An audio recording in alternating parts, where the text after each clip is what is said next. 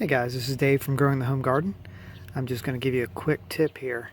When you've got a plant that likes to kind of fall open in the center, and right here I've got Walker's Low catmint, which does have a tendency to do that when the branches get kind of long, but other plants like sedum also have some issues with that, autumn joy sedum. One tip that you can do is just pinch off the very tips here, which encourages new growth from inside here. You can see where there's a couple little leaves already starting on that one. And that keeps the plant bushier and less likely to fall open in the center.